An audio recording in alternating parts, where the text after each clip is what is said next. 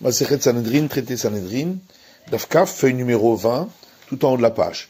Tokfo shel Boaz, Rabbi Yochanan disait que le haut fait de Boaz, Anvatanuto shel Palti ben Laish, c'est un acte insignifiant pour Palti ben Laish, qui est d'Amran, comme on a vu plus haut, que Palti ben Laish, lui, c'est pas juste le temps d'une nuit, mais pendant des années, alors que Michal était considérée comme sa femme, il y avait un doute si elle l'était ou pas, ou si elle était la femme de David, et il n'a pas eu de relation avec elle. Amar Rabbi Yochanan dit Maï dirtiv. Que veut dire ce verset? Rabot banot asuchail, beaucoup de jeunes filles ont été victorieuses, va ta'alit al kulana, et toi, tu es monté au-dessus de toutes celles-là. Rabot banot asuchail, beaucoup de jeunes filles ont été victorieuses, et Yosef ou Boaz. Il s'agit de Yosef et de Boaz dont on a parlé. Va ta'alit al kulana, toi tu es au-dessus de toutes celles-là, c'est Palti ben Laish. Il s'agit de ce qu'a fait Palti ben Laish, qu'on a vu auparavant. Amar Rabbi Shmuel par Nachman, Amar Rabbi Yonatan. Rabbi Shmuel, fils de Nachman, dit le nom de Rabbi Yonatan. Maïdirtiv, que veut dire ce verset? Shekerachen ve'evel yofi, mensonge et la grâce, et vanité et la beauté. Shekerachen, mensonge et la grâce, c'est Yosef. Il s'agit du haut fait de Yosef. Ve'evel yofi, et vanité et la beauté, c'est Boaz. Il s'agit du haut fait de Boaz. Yirat Hashem itit halal, la crainte de l'Éternel, celle qui est digne de louange, c'est Palti ben Laish. Il s'agit du haut fait de Palti, fils de Laish. Davaracher, autre explication, Shekerachen, mensonge et la grâce, c'est Doro shel Moshe. Il s'agit de la génération de Moïse. Vehevel ayofi, vanité et la beauté, c'est Doro shel Yoshua. Il s'agit de la génération de Yoshua. Yirat Hashem hitit halal, la crainte de l'Éternel, celle qui est digne de louange, Zedoro shel Chizkia, c'est la génération du roi Chizkia, parce que tous étaient érudits en Torah. Davaracher, autre explication, Shekerachen Zedoro shel Moshe vi Yoshua, mensonge et la grâce. Il s'agit de la génération de Moïse et de Josué. Vevela Yofi, et vanité et la beauté, Zedoro shel Chizkia, il s'agit de la génération du roi Chizkia. Yirat Hashem itit halal, la crainte de l'Éternel, c'est elle qui est digne de louange. Zedoro shel Rabbi Yuda be Rabbi Laï, il s'agit de la génération de Rabbi Yuda, fils de Rabbi Laï. Amroala van Rabbi Yuda be Rabbi Laï, on a dit sur cette génération de Rabbi Yuda, fils de Rabbi Laï, Shayu Shishat Tamidim Kassim et Talit Achad Voskin Batora. Ils étaient tellement pauvres que 6 disciples se couvraient sous le même châle et ils étudiaient la Torah. Et donc la Torah qui est étudiée dans la pauvreté, elle a une importance particulière. Matitin, Mishnah, Met Lomet, si le roi a perdu un proche parent, il ne sort pas de la porte de son palais pour aller à l'enterrement, pour ne pas montrer son deuil, ce qui est un manque de respect pour le roi. Rabbi Uda Omer, Rabbi Uda dit, s'il veut sortir pour accompagner derrière le corps, il a le droit. Chez Kelmatsinu be David, car ainsi on a trouvé concernant le roi David, qu'il est sorti pour accompagner le mort derrière le corps de Avner. Chez Neymar, comme il est dit, Vamela David et le roi David marchait derrière le corps. Amroulo, les sages ont dit, il y a d'abord il a défaillé cette âme. Là-bas c'était différent, il ne l'a fait que pour apaiser le peuple, qui croyait que le roi David était derrière l'assassinat de Avner, alors que ce n'était pas le cas. Ou chez Mavrinoto, lorsque on sert au roi le premier repas après l'enterrement, tout le peuple mange par terre pour montrer qu'il participe au deuil, vous mettez ça à la dargash. Et lui, il s'assoit sur un lit spécial appelé Dargash, on en parlera plus tard. Gmara. Tanu Rabanan, le sage enseigne dans une braïta. Makom shenahagu nashim latzet achar hamita yotzot. Dans les endroits où on a l'habitude que les femmes sortent pour accompagner le mort derrière le corps, c'est permis pour elles, car ainsi elles ne se mélangent pas avec les hommes qui seront devant. Et finalement, dans les endroits où on a l'habitude qu'elles sortent par devant le corps, c'est permis pour elles, pour montrer que c'est la femme qui a amené la mort, la mortalité dans le monde, puisque c'est lorsque Ève a mangé le fruit interdit. Rabbi Domer, Rabbi Dadi, le Olam Nashim, Lifnei Amita Yotzot. Toujours les femmes, quand elles sortent, c'est par devant le corps du mort. Chez Kematzinu David, car ainsi on a trouvé au sujet de David, chez Yalza Hamitato chez l'Avner, qu'il est sorti à accompagner le corps de Avner derrière lui. Chez Neymar, comme il est dit, va mener David à la Ramita, et le roi David marchait derrière le corps. Or, il ne marchait sûrement pas avec les femmes, donc c'est une preuve que les femmes sont devant. Amroulo, les sages ont dit, Loya Davar, il a faillir cette âme. Il n'a fait cela que pour apaiser le peuple. Venez de Païsou. Et effectivement, il les a apaisés. Shaya David, le tsem ben anashim, il khlas ben anashim. Vietzam ben anashim, il khlas ben anashim. Car le roi David sortait de chez les hommes et allait chez les femmes qui accompagnaient le corps. Et il sortait de chez les femmes et allait chez les hommes. Tout ça pour les apaiser à tous. Chez Neymar, comme il est dit dans le verset, à ce sujet,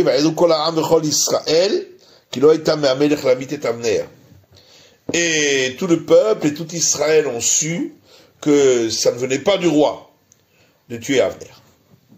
Darash Rava a donné l'explication suivante. Que veut dire ce verset? David.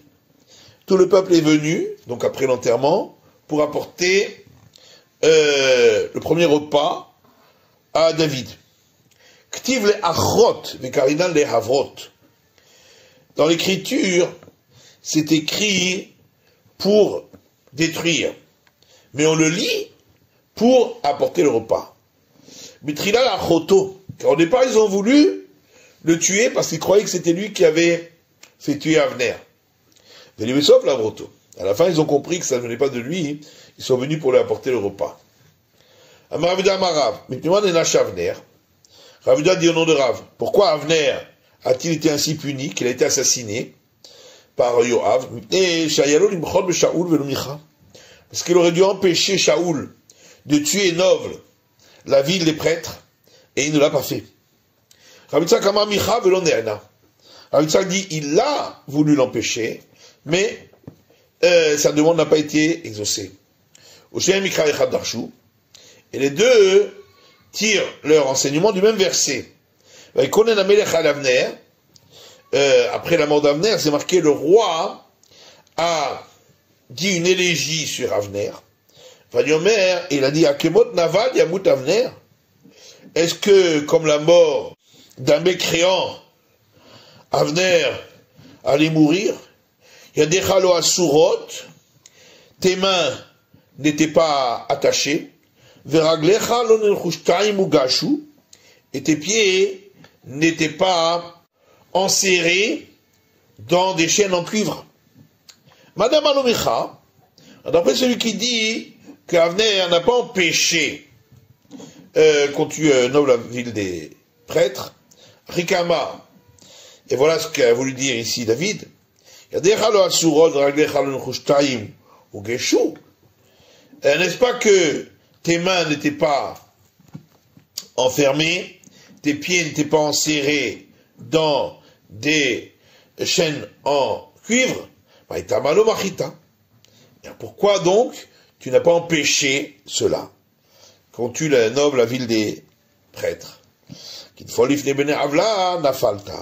C'est pourquoi, comme quelqu'un tombe devant des mécréants, tu es tombé.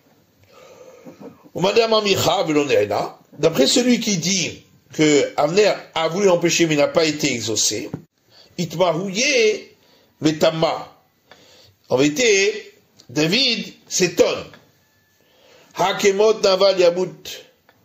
Est-ce que c'est possible que comme la mort d'un mécréant, il meurt à venir, il y a des chalo asurod, alors que tes mains n'étaient pas enserrées, que tes pieds n'étaient pas attachés par des chaînes en cuivre, mirde mirouye machita, puisque toi, Avner, tu as montré que tu n'étais pas d'accord. Maïtama qui te avla nafalta. Pourquoi alors, comme dit la suite du verset, tu es tombé comme on tombe devant des mécréants? Et la demande, alors d'après celui qui dit qu'il a lui empêché, il a voulu empêcher, qu'il a montré son désaccord, pourquoi il a été puni, Avner? Amaram Nachman, par Yitzhak, Yitzhak dit, c'est parce qu'il a retardé la royauté de la dynastie de David de 2 ans et demi, parce qu'il a fait nommer Ishboshet, le fils de Shaoul, comme roi sur Israël, et ainsi il a empêché que la royauté soit donnée à David sur l'ensemble d'Israël pendant 2 ans et demi. Alors Michel disait lorsque on apporte le premier repas après l'enterrement au roi, etc., il s'assoit sur un lit appelé Dargash. Maï Dargash, la dit c'est quoi Dargash? Amaroula Arsa Degada. On l'a dit, c'est un lit qui est posé pour la bonne augure. Amroulé Rabanan et Roula, les sages ont dit à Olami, Kamide de Adaïd Naloit Vine. Est-ce que c'est possible que, jusqu'à maintenant, il ne s'est jamais assis sur ce lit-là? Maintenant qu'il est en deuil, on l'assoit dessus, alors qu'au contraire, on essaye de ne pas donner d'honneur à celui qui est en deuil. Tifla Rava, là-dessus, Rava pose une question, il dit, Maïkoucha, c'est quoi cette question? Peut-être c'est comme pour la nourriture, manger et boire. Jusqu'à maintenant, on ne lui apporte pas à manger ou à boire. Et maintenant, pour ce premier repas, c'est nous qui lui apportons à manger et à boire. Là, il caché à cacher. On va essayer une question, voilà la question. Dargash poto. Il est écrit dans une braïta que ce lit appelé Dargash, on n'a pas besoin de le retourner comme les autres lits de la maison de l'endeuillé. Et là, Zokfo, seulement, on le met sur le côté à la verticale. Et ça, ça des gada. Si tu penses que ce lit-là est fait pour la bonne augure, pourquoi est-ce qu'on n'aurait pas besoin de le retourner? Il y a une braïta qui dit, à kofet mitato, l'endeuillé qui doit retourner son lit, l'omitato bilvadou kofé, pas seulement son lit, il retourne, et la komitot cheshlo bitorbeto kofé. Tous les lits qu'il a chez lui à la maison, il doit retourner. La Gmardima il couche, c'est quoi cette question? Peut-être que celui-là ressemble au lit qui est spécifique pour y poser des ustensiles.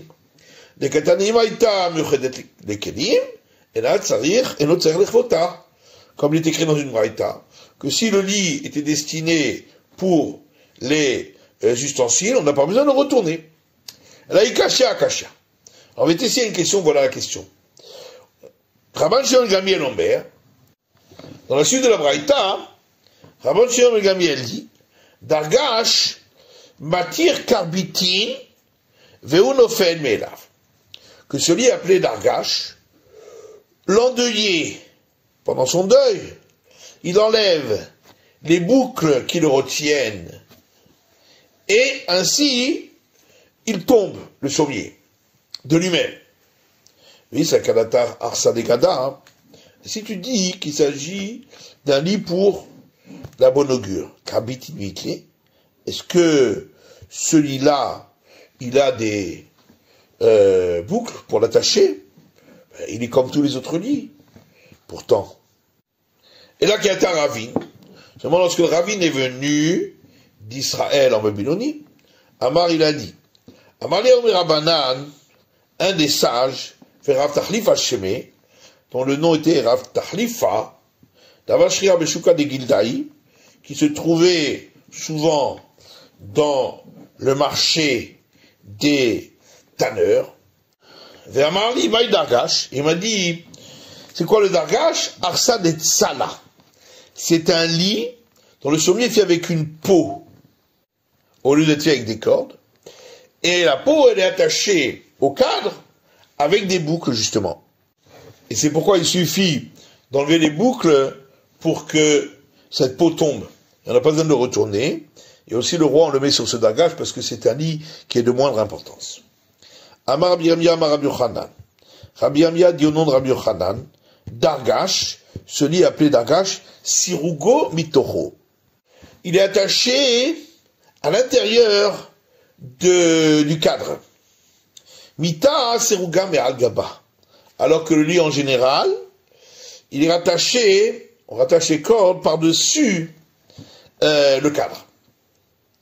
Métivé, on objecte, à partir d'une Mishnah qui dit Kli ha'etz me'matem mekablin tuma.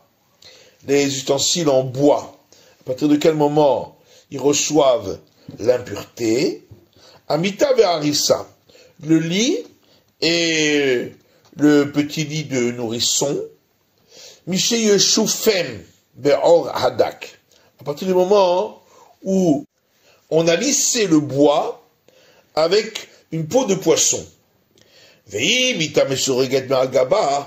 si tu dis que les lits en général, les cordes, elles sont rattachées en passant par-dessus le cadre, la Melishifatoradak, pourquoi on a besoin de lisser avec la peau de poisson, puisque de toute façon le bois on ne le voit pas, il est recouvert par les cordes du sommier. Et la Haveha, mais en vérité l'un et l'autre, Mitocho, sont attachés à l'intérieur du cadre. Mita, Aoule va pouquer bébizionner. Seulement, le lit en général, les cordes qui font le sommier rentrent et sortent par des trous à l'intérieur du cadre. Alors que le dargash, la peau qui forme le sommier, elle est attachée par des boucles à d'autres boucles qui sont rattachées au cadre du lit.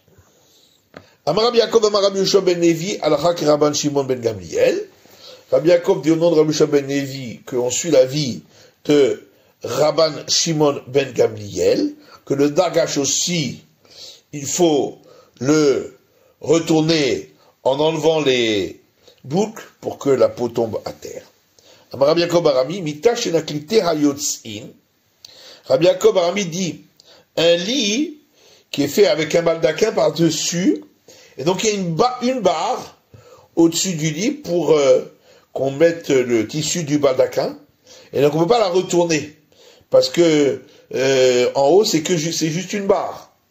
Alors Zokfa Vedayo, dans celui-là il suffit de le mettre à la verticale, et c'est suffisant. Matnitin Mishnah. Umotzi le milchemet harashut al pi beddin shel 71.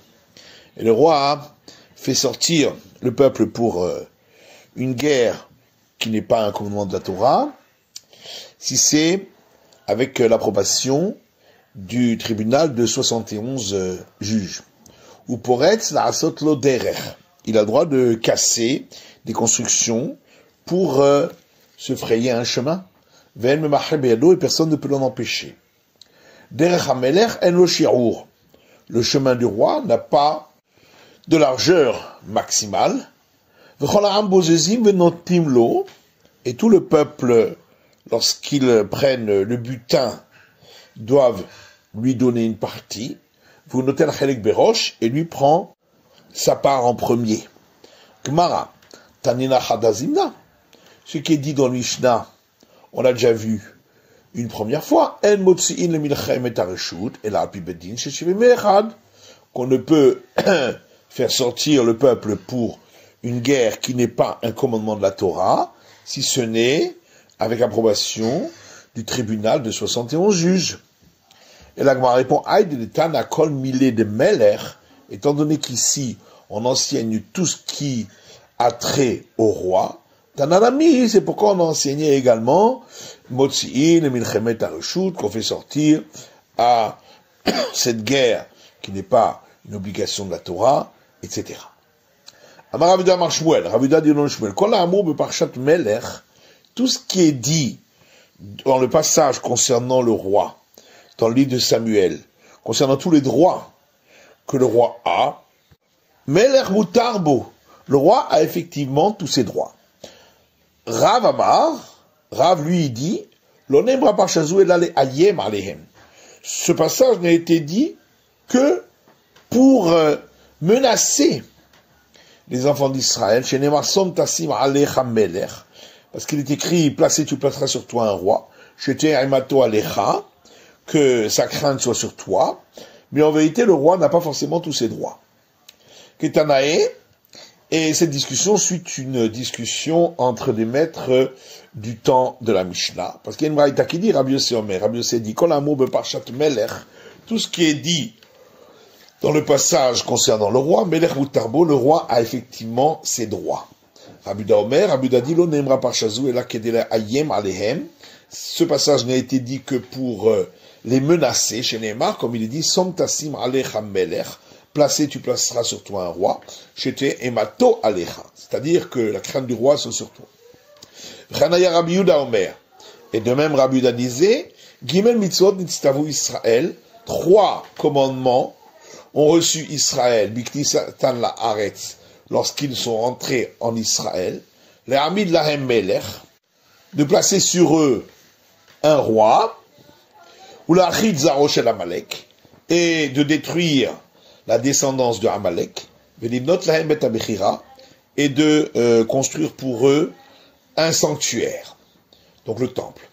Rabbi Nehora Yomer, Rabbi Nehora dit, l'onemra par Chazou et la Keneget Taromatan.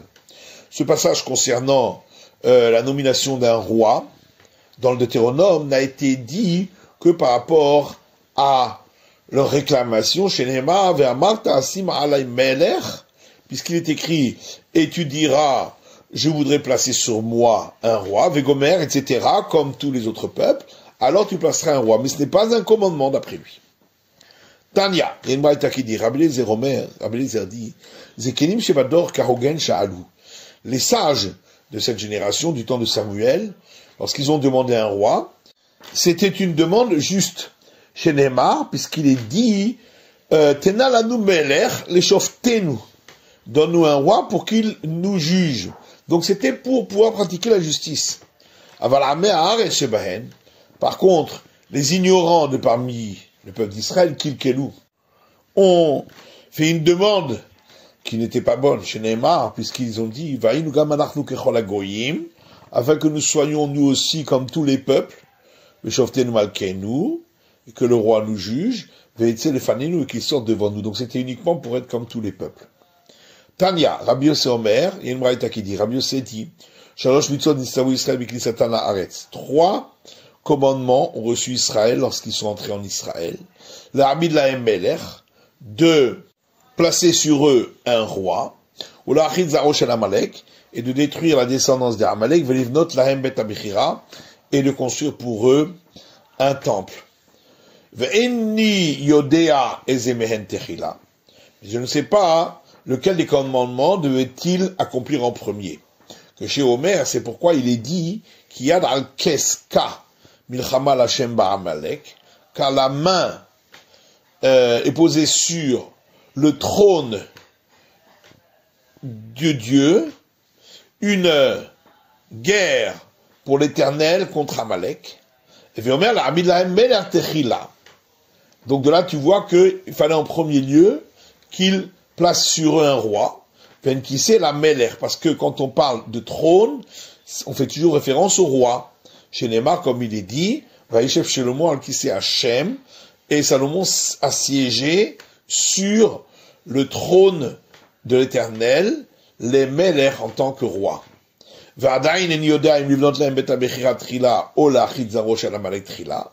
contre, après cela, je ne sais pas encore, est-ce qu'il fallait qu'ils se construisent pour eux un temple pour le service divin en premier, ou de détruire la descendance des Amalek en premier, que chez Omer, c'est pourquoi le verset dit, et l'Éternel vous débarrassera de tous vos ennemis, etc. Et juste après, il est dit dans le verset, et ce sera l'endroit que l'Éternel choisira, etc., donc pour le temple. Et Véomer, donc de là on apprend, la Chizaro shel Amalek techila, qu'on doit d'abord détruire la descendance de Amalek. Vechal be David ou Omer. Et de même on trouve au sujet du roi David, Vayi ki yashav Amelech David beveto. Et ce fut lorsque le roi David se fut installé dans son palais, Vachem eniach lo misaviv, et l'Éternel l'avait débarrassé de tous ses ennemis autour.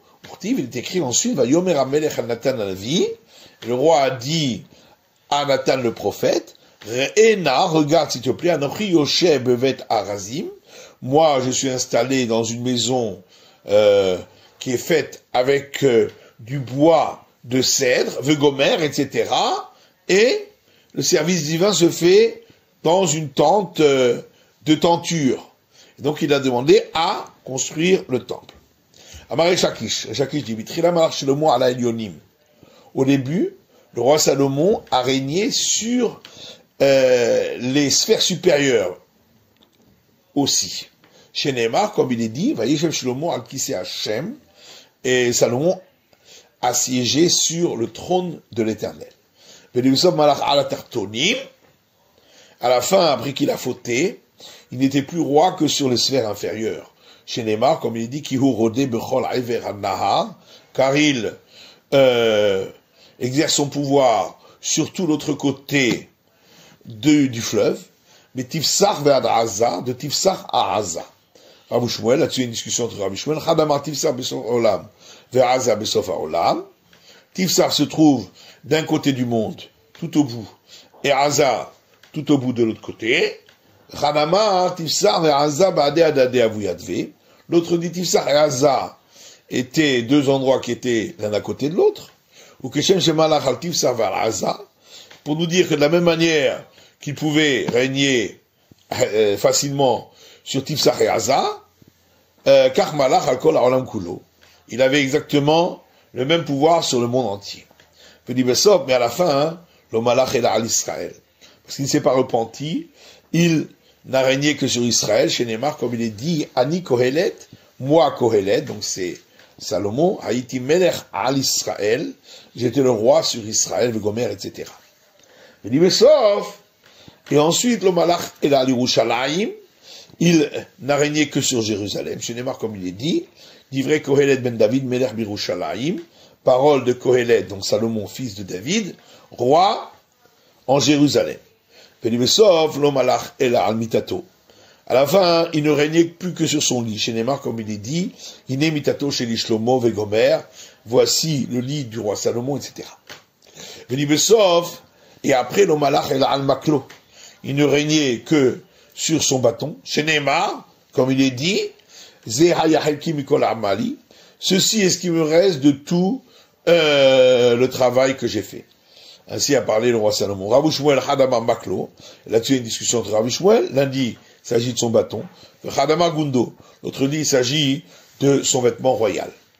Hadar ou le Hadar? Est-ce qu'ensuite, il est revenu à son règne du départ, ou bien il n'est pas revenu? Rabbi Shmuel, discussion entre Rabbi Shmuel. Hadamar Hadar. L'un dit, il est revenu. Hadamar lo Hadar. L'autre dit, il n'est pas revenu. Madamar lo Hadar. Celui qui dit qu'il n'est pas revenu, mais Veidiot, au départ il était roi, ensuite il est devenu un homme simple. Madame Hadar, celui qui dit il est revenu, Meler Veidiot ou Meler, qui dit que d'abord il était roi, ensuite il est devenu un homme simple, ensuite il est redevenu le roi. Pour être Asot Loder, on a vu dans la Mishnah que le roi peut casser une construction pour pouvoir se faire un chemin. Tanoura Banan, nos sages ont enseigné. Otsrot Melachim les Meler. Les trésors du roi, lorsqu'ils sont pris comme butin, c'est pour le roi. Ou Charbiza chez Bozezin, et le reste du butin que l'on prend, Merzane Meler ou Merzane Ham. C'est moitié pour le roi, moitié pour le peuple.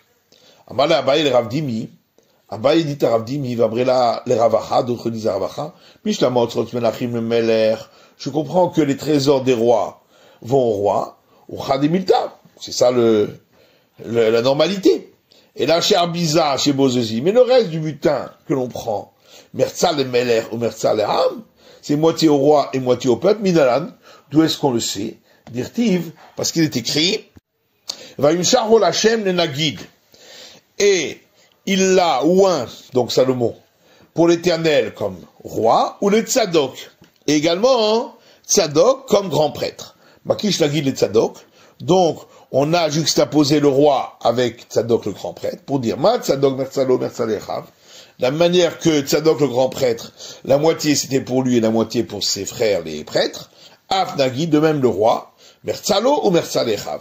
C'est moitié pour lui et moitié pour les autres, ses frères. Mais Tzadok vous fait minalan, et Tzadok le grand prêtre lui-même, d'où on le sait, Détan, et Rébi Omer, Rébi dit, Vaïta le Aaron ou le Vanav, c'est écrit au sujet des pains de proposition, et ils seront pour Aaron et ses fils. Donc, Merzal et Aaron, Merzal et Vanav, moitié pour Aaron le grand prêtre, et moitié pour les fils qui sont les prêtres. C'est la fin de l'étude du Daf Kaf, de la feuille numéro 20.